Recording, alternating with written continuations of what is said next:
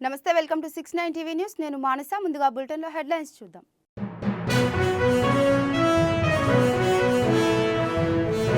హుస్నాబాద్ గౌరవాన్ని మరింత పెంచేలా ప్రభుత్వం పనిచేస్తుంది కాంగ్రెస్ పార్టీ బలోపేతానికి కార్యకర్తలు కృషి చేయాలన్న మంత్రి పొన్నం ప్రభాకర్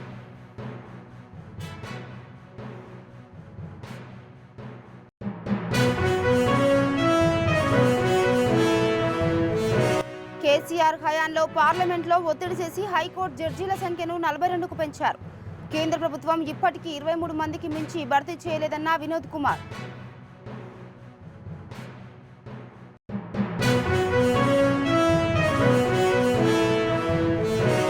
రాష్ట్రంలో వేల కోట్ల రూపాయల కుంభకోణాలు జరుగుతున్నాయి 2 రోజుల్లో అవినీతి కుంభకోణాన్ని బయటపెడతానన్న బీజేపీ ఎమ్మెల్యే మహేశ్వర్ రెడ్డి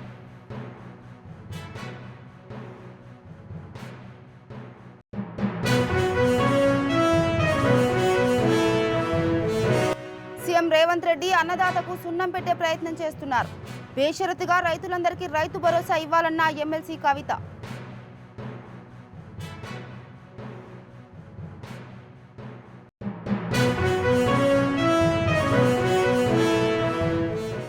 ఇక డీటెయిల్స్కి వెళ్తే 2025 సంవత్సరంలో అంతా మంచి జరుగుతుందని హుస్నాబాద్ గౌరవాన్ని మరింత పెంచుతామని మంత్రి పొన్నం ప్రభాకర్ తెలిపారు కరీంనగర్ జిల్లా సైదాపూర్ మండల కేంద్రంలో ముఖ్య నేతలు కార్యకర్తలతో మంత్రి పొన్నం సమావేశం నిర్వహించారు కార్యకర్తలు కాంగ్రెస్ పార్టీ బలోపేతానికి పనిచేయాలని స్థానిక సంస్థల ఎన్నికల్లో ప్రతి గ్రామంలో కాంగ్రెస్ పార్టీ సర్పంచ్లనే గెలిపించాలని పిలుపునిచ్చారు ఎన్నికల్లో పోటీ చేసేవారు గ్రామాల్లో కష్టపడి పనిచేసి గ్రామాల్లో విద్యా వైద్యం సాగునీరు అందించడానికి తొలి ప్రాధాన్యత ఇవ్వాలన్నారు మంత్రి పొన్నం ప్రభాకర్ ఎన్నికలకు ముందు ఒక మాట చెప్పిన హుస్నాబాద్ గౌరవాన్ని పెంచుతా మీరు ఎక్కడికన్నా పోతే మాది హుస్నాబాద్ నియోజకవర్గం అంటే గౌరవం ఉండేదని చేసినా ఎక్కడ కూడా మీకు ఇబ్బంది కలిగే విధంగా వ్యవహారం చేస్తారు ఎక్కడికైనా కొంత గౌరవం హుస్నాబాద్ మా కాన్సెన్స్ అంటే ఎక్కడికైనా పోతే మంచిగా చెడుకో కొద్దిగా మర్యాద దొరుకుతుందా లేదా లేదా రుణమాఫీ అయింది 500 గ్యాస్ సిలిండర్ కొద్దిగా అప్పటికటి ఇబ్బంది అవుతుంది 500 గ్యాస్ సిలిండర్కి సంబంధించి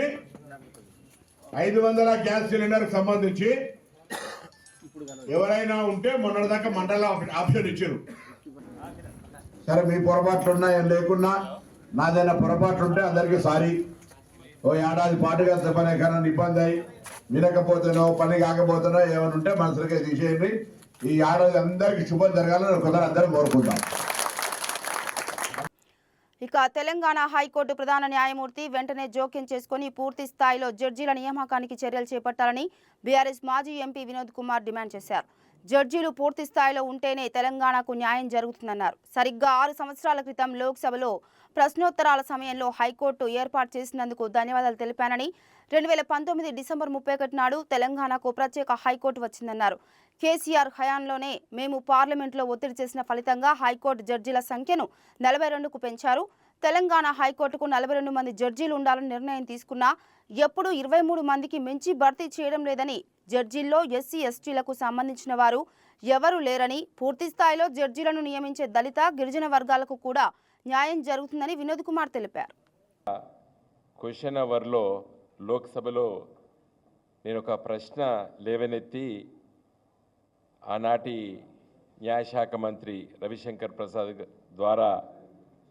మరి జవాబు చెప్పించి ఒప్పించి తెలంగాణ రాష్ట్ర హైకోర్టు ఏర్పడ్డ మరునాడే తెలంగాణ రాష్ట్ర హైకోర్టు 31 డిసెంబర్ 2018 నాడు ఏర్పడ్డది అప్పటి వరకు 2 రాష్ట్రాలకి ఉమ్మడి హైకోర్టే ఉండే మాకు ప్రత్యేక రాష్ట్రానికి ఒక హైకోర్టు ఉండాలి సంపూర్ణమైనటువంటి రాష్ట్రంగా భావించాలంటే ఈ హైకోర్టు ఉమ్మడిగా ఉండడం మంచిది కాదు అని చెప్పి ఆనాటి తెలంగాణ రాష్ట్ర తొలి ముఖ్యమంత్రి కల్వకుంట్ల చంద్రశేఖరరావు గారి నాయకత్వాన మరి మాలాంటి న్యాయవాదులం అందరం కూడా పోరాటం చేసి ముందుకెళ్తున్న సందర్భంలో మరి అది సాధించుకున్నాం 31 డిసెంబర్ 2018 నాడు తెలంగాణ రాష్ట్ర హైకోర్టు ఏర్పడ్డది మరునాడు నూతన సంవత్సరం 2019 హాలిడే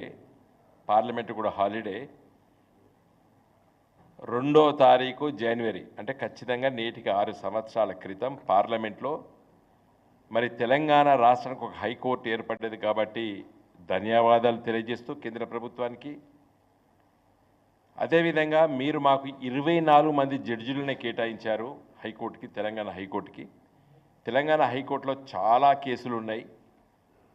ఇది ఒక బాంబే మహానగరం తర్వాత హైదరాబాదే హ్యాపెనింగ్ సిటీ, ఒక కమర్షియల్ సిటీగా ఎదుగుతున్నది, ఒక కార్పొరేట్ వరల్డ్ వచ్చింది.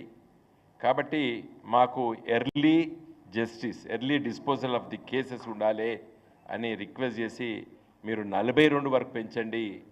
మా రాష్ట్ర ప్రభుత్వము, మా ముఖ్యమంత్రి గారు మరి దానికి అయ్యేటువంటి ఎక్స్పెండిచర్, రికరింగ్ ఎక్స్పెండిచర్ అంతా కూడా మేము భరిస్తాము, సిద్ధంగా ఉన్నామని చెప్పి నేను పార్లమెంట్లో మరి లోక్సభలో అడిగిన ప్రశ్నకి మరి ఆనాటి న్యాయశాఖ మంత్రి రవిశంకర్ ప్రసాద్ గారు మరి సుముఖాన్ని వ్యక్తపరచడం, తదనంతరము మరి కొంత కాలయాపన జరిగినప్పటికీ మరి సుప్రీంకోర్టు చీఫ్ జస్టిస్గా ఎన్వి రమణ గారు చీఫ్ జస్టిస్గా అయిన వెంటనే మరి దాన్ని పరిష్కరించి తెలంగాణ రాష్ట్ర హైకోర్టుకి శాంక్షన్ స్ట్రెంగ్త్ హైకోర్టు జడ్జెస్కి 42కు పెంచడం జరిగింది.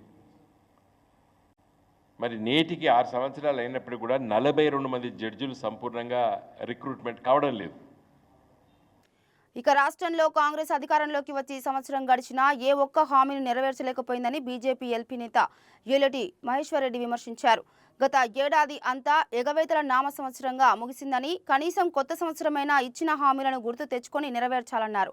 రాష్ట్రంలో వేల కోట్ల రూపాయల కుంభకోణాలు జరుగుతున్నాయని, మరో 2 రోజుల్లో రాష్ట్ర ప్రభుత్వ అవినీతి కుంభకోణాన్ని బయట పెట్టబోతున్నానని సంచలన వ్యాఖ్యలు చేశారు. స్కామ్లకు సంబంధించి నాకు చాలా ఆధారాలు దొరికాయని, ఇందులో మంత్రుల హస్తం కూడా ఉందని, పూర్తి ఆధారాలతో అన్ని వివరాలు బయట పెడతామన్నారు ఏలటి మహేశ్వర్ రెడ్డి. తెలంగాణ రాష్ట్రంలో ఇచ్చినటువంటి ఏ ఒక్క హామీ నెరవేర్చకుండా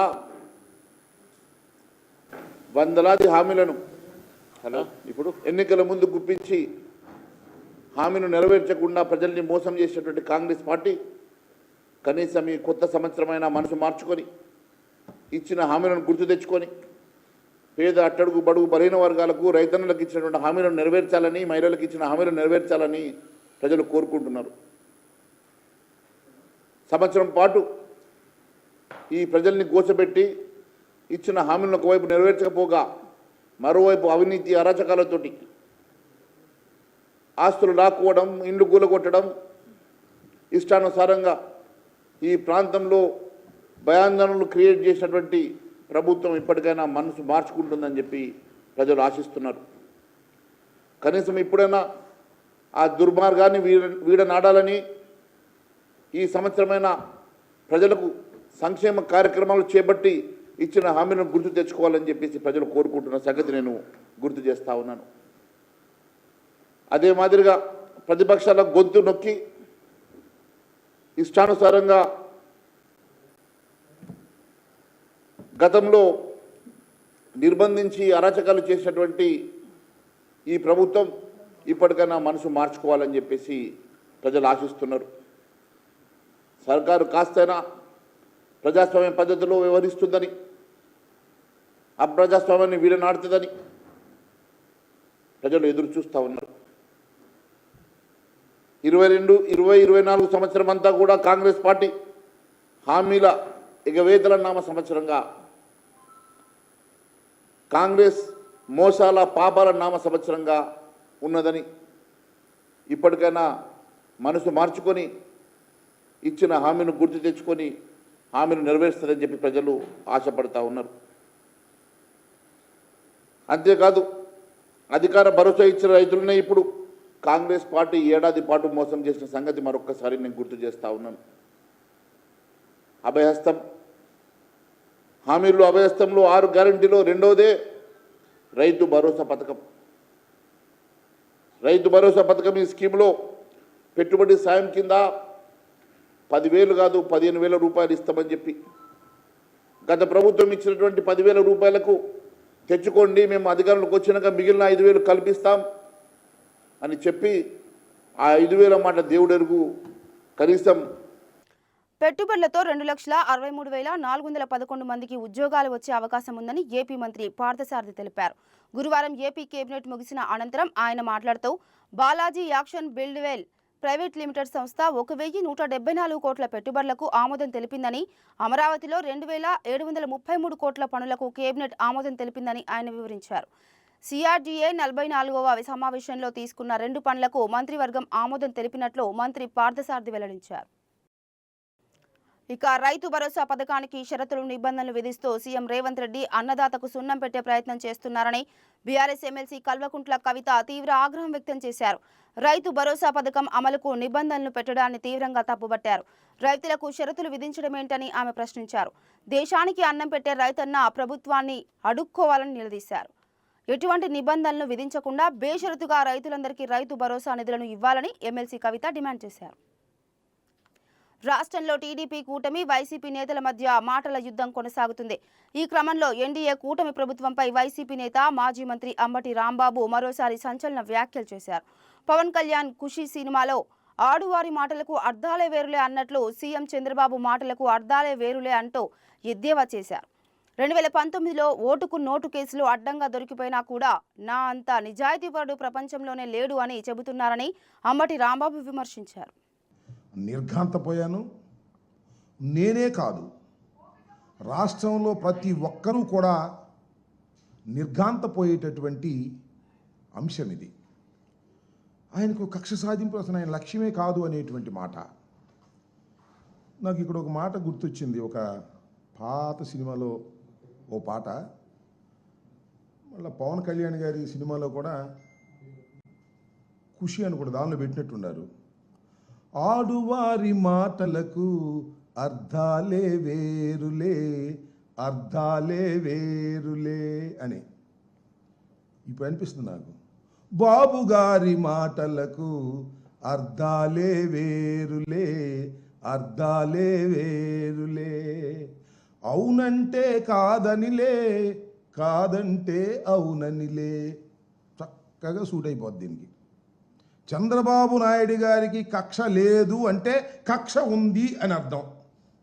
చంద్రబాబు నాయుడు గారు నేను నిప్పు లాంటి మనిషిని అన్నాడు అనుకోండి, ఆయన పెద్ద తుప్పు లాంటి మనిషి అని అర్థం. నేను అసలు తప్పే చెయ్యను అన్నాడంటే నిత్యం తప్పులు చేస్తాడని అర్థం. నా అంత విశ్వసనీయత కలిగిన రాజకీయవేత్త ఈ దేశంలో లేడు అంటే అంత విశ్వాసఘాతకుడు ఈ రాజకీయాల్లో ఈ దేశంలో ఎవ్వడూ లేడు అని అర్థం. నేను అందరినీ విశ్వసిస్తాను అంటే ఎవరిని నిశ్వసించను అని అర్థం. నేను అక్రమాలు చెయ్యను అన్నాడా, రోజు అక్రమాలు చేస్తాడని అర్థం. నేను ఇదంతా ఎందుకు మీకు ప్రత్యేకంగా చెప్పాల్సిన అవసరం ఏముంది? చంద్రబాబు నాయుడు గారు ఉమ్మడి రాష్ట్రం అయిపోయిన తర్వాత, విడిపోయిన తర్వాత హైదరాబాద్లో ఒక ఎమ్మెల్సీని కొనడం కోసం డబ్బులు సరఫరా చేస్తూ లైవ్లో దొరికిపోయాడు. అవునా? నేనన్నా కల్పించానేది? అదే మా వాళ్ళు బ్రీఫ్డ్ మీ కేసులో అంత లైవ్లో దొరికిపోయినా కూడా నా అంత నిజాయితీ పరుడు ఎవడో లేడు నమ్మని అంటాడు. ఈ పత్రికలేమో వాళ్ళు చంద్రబాబు నాయుడు గారు అంత నిజాయితీ పరులు ఎవరు లేరండి, ఈ భారత రాజకీయాల్లో ఆయనంత స్వచ్ఛమైనటువంటి రాజకీయ నాయకుడు ఎవ్వరు లేరు అని చెప్తాడు. మనం నమ్మాలి. అంత పెద్దగా లైవ్లో దొరికిపోయినా కూడా మహానుభావుడు భలే మేనేజ్ చేసుకుంటాడులే. చక్కగా వ్యవస్థలన్నిటినీ మేనేజ్ చేసుకుని తప్పుకుని బయటికి రాగలిగినటువంటి, ఎన్ని ఘోరాల నుంచి అయినా తప్పుకుని రాగలిగినటువంటి గొప్ప వ్యక్తి చంద్రబాబు నాయుడు గారు. నేను మీ అందరికీ గుర్తు చేస్తా, చంద్రబాబు నాయుడు గారు ఎన్నికలకు ముందు మా మీద ఎన్ని అపవాదులు వేశాడండి. 14 లక్షల కోట్ల రూపాయలు అప్పు చేసింది రాష్ట్ర ప్రభుత్వం మమ్మల్ని, జగన్మోహన్ రెడ్డి గారి ప్రభుత్వాన్ని. చివరికి ఎంతయ్యా అప్పు చేసింది అంటే కేవలం 6,44,531 కోట్లే తేలింది. 14 లక్షలు ఎక్కడదా, 6,46,000 కోట్లు ఎక్కడ? చూడండి, డబుల్ కన్నా ఎక్కువ చెప్పేశాడు. అబద్ధాలు చెప్పడంలో మొత్తం భారతదేశ రాజకీయాల్లో ఇంత గొప్ప వ్యక్తి మరొకరు లేరు అని. కాకినాడ జిల్లా ఎస్పీ విక్రాంత్ పాటిల్ ఆదేశాల మేరకు జగ్గంపేట పోలీసుల నేతృత్వంలో నిర్వహించిన గ్రామీణ సాంప్రదాయ క్రీడా పోటీలను శాసనసభ్యులు జ్యోతుల నెహ్రూ, పెద్దాపురం డీఎస్పీ శ్రీహరిరాజు ముఖ్య అతిథులుగా హాజరై పోటీలను ప్రారంభించారు. 2025 న్యూ ఇయర్ సంక్రాంతి సందర్భంగా పెద్ద ఎత్తున గ్రామీణ క్రీడా పోటీలను ఏర్పాటు చేసిన సిఐఎస్ఐలను అభినందించారు. గ్రామీణ సాంప్రదాయ క్రీడలు కనుమరుగవుతున్న తరుణంలో ప్రభుత్వ సూచనలతో ఇటువంటి కార్యక్రమాన్ని ఏర్పాటు చేసిన జగ్గంపేట పోలీసులను ఎమ్మెల్యే జ్యోతుల నెహ్రూ అభినందించారు.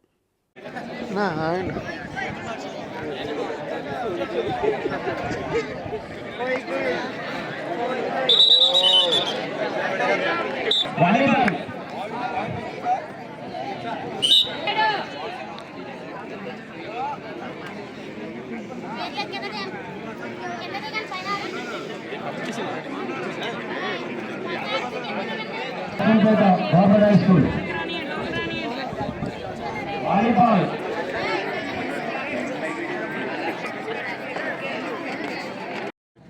కబడ్డీ కానీ లేకపోతే వాలీబాల్ కానీ లేకపోతే మహిళల ముగ్గురు పోటీలు కానీ ఇంకా చాలా కార్యక్రమాలు ఉన్నాయి. ఈ కార్యక్రమాలన్నింటి కూడా ఒక మంచి వాతావరణంలో ఒక యువతను ఉత్తేజపరిచే విధంగా, యువతను ప్రోత్సహించే విధంగా ఈ కార్యక్రమం చేస్తున్నాం.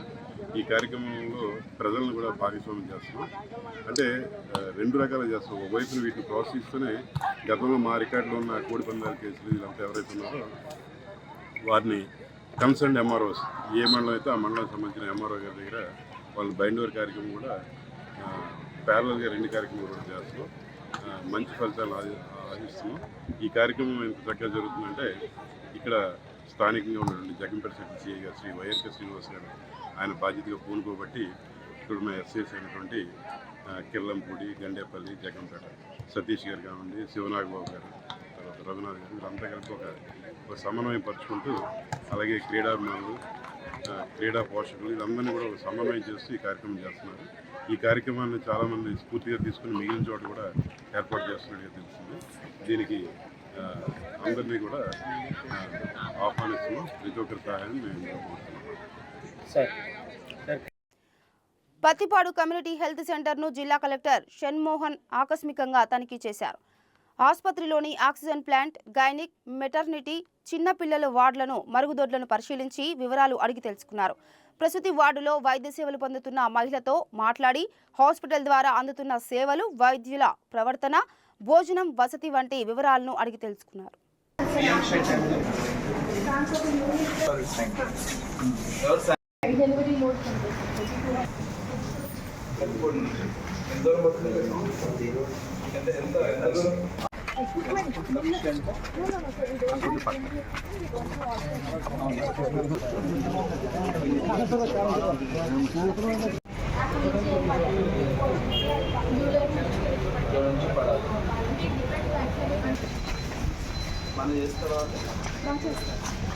నిర్మల్ జిల్లా బైంసాలోని నాగదేవత ఆలయంలో విశాల్, సంగరతన్ అనే 2 స్నేహితులు కలిసి నూతన సంవత్సర వేడుకలు చేసుకునేందుకు ఆలయంలో చోరీ చేశారని, హుండీ కానుకలతో పాటు గుడి గంటలను ఎత్తుకెళ్లారని, వాటిని రికవరీ చేసి నిందితులను రిమాండ్కు తరలించినట్టు ఎస్పీ జానకి షర్మిల తెలిపారు.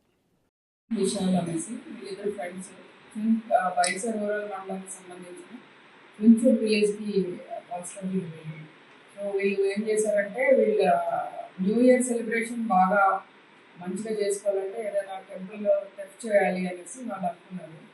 అంటే మీరు అనుకోవచ్చు, గుడిని ఎందుకు వీళ్ళు టార్గెట్ చేస్తారు. యాక్చువల్లీ అఫెండర్స్ డిఫరెంట్ ఎంబోస్ ఉంటారు. హౌస్ బ్రేకింగ్ చేసేవాళ్ళు, అంటే ఇంటి దొంగతనాలు చేసేవాళ్ళు, చైన్ స్నాచింగ్ చేసేవాళ్ళు, దారి దోపిడీ చేసేవాళ్ళు, అలాగే టెంపుల్ చేసేవాళ్ళు ఉంటారు సెపరేట్గా. వాళ్ళు అవే చేస్తూ ఉంటారు. సో అందుకని ఫస్ట్ వాళ్ళు ఈ గడ్డిన బాబుకి వెళ్ళే దారిలో హనుమాన్ టెంపుల్ ఉంటుంది కదా పెద్దది, అది చేద్దామని వెళ్ళారు. అక్కడ వీలుగా లేదు. సో దీనికోసం వచ్చారు.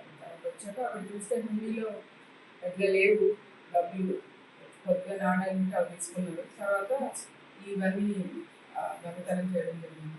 ఏంటంటే న్యూ ఇయర్ సెలబ్రేషన్ మనకు వచ్చిన కంప్లైంట్ వచ్చిన వెంటనే మన ఏఎస్పీ అవినాష్ కుమార్ గారి ఆధ్వర్యంలో టౌన్ సిఐ గోపీనాథ్ ఒక టీం ఫామ్ చేశారు. ఆ టీం అంతా కూడా వీళ్ళు ఆ ఏరియాలో, యాక్చువల్లీ అన్ఫార్చునేట్లీ ఆ టెంపుల్లో సీసీ కెమెరాస్ లేవు. మనం రెగ్యులర్గా వాళ్ళకి నోటీసులు కూడా ఇచ్చాము సీసీ కెమెరాస్ పెట్టుకోమని. సో ఇమీడియట్ క్లూ రాలేదు. చాలా కష్టపడి బయట మొత్తం దాన్ని అడ్జస్ట్మెంట్ ఏరియాస్ ఎక్కడెక్కడ సీసీ కెమెరాస్ ఉన్నాయని చూసి, తర్వాత రకరకాల మనుషులతో మాట్లాడి human intelligence and CC cameras దీంతో ఒక క్లూ వచ్చింది మనకి. ఒక అతను ఆ రోజు కొద్దిగా పసుపు కుంకుమ బట్టలు కనుక్కొని తిరిగాడు అనేసి. సో దాన్ని తీసుకొని మన టీం మెంబర్స్ అందరూ కలిపి బాగా వర్కౌట్ చేశారు.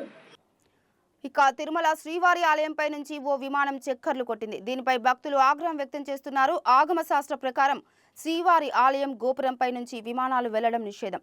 దీనిపై టీటీడీ ఎన్నోసార్లు కేంద్రానికి ఫిర్యాదు చేసింది. తిరుమల శ్రీవారి ఆలయ ప్రాంతాన్ని నో ఫ్లయింగ్ జోన్గా ప్రకటించాలని కోరింది. అయితే దీన్ని కేంద్ర విమానయాన శాఖ పట్టించుకోవడం లేదు. తరచూ శ్రీవారి ఆలయ గోపురంపై నుంచి విమానాలు వెళ్తుండటంపై వెంకన్న భక్తులు ఆగ్రహం వ్యక్తం చేస్తున్నారు. ఇలాంటి రాకపోకలు సాగిస్తే ఏదైనా ఉపద్రవాలు సంభవిస్తాయని ఇప్పటికే ఆగమ పండితులు పలుసార్లు టీటీడీకి సూచించారు. ఇక బులెటిన్ ముగించే ముందు హెడ్లైన్స్ మరోసారి.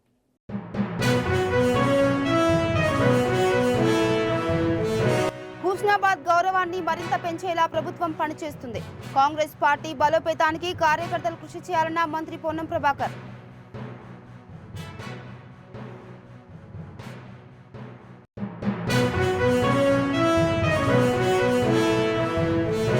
కేసీఆర్ హయాంలో పార్లమెంట్లో ఒత్తిడి చేసి హైకోర్టు జడ్జీల సంఖ్యను 42కు పెంచారు.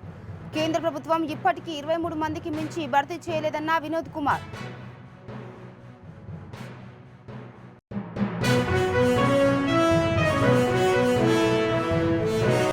రాష్ట్రంలో వేల కోట్ల రూపాయల కుంభకోణాలు జరుగుతున్నాయి.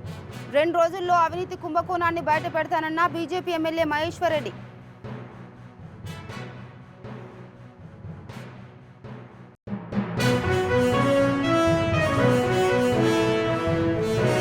సీఎం రేవంత్ రెడ్డి అన్నదాతకు సున్నం పెట్టే ప్రయత్నం చేస్తున్నారు.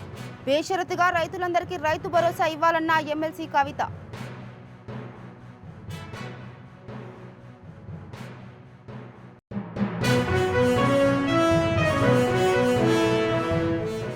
ఇవి బులెటిన్ అప్డేట్స్. మరో బులెటిన్తో మళ్ళీ కలుద్దాం. అంతవరకు చూస్తూనే ఉండండి 69 టీవీ న్యూస్. నమస్తే.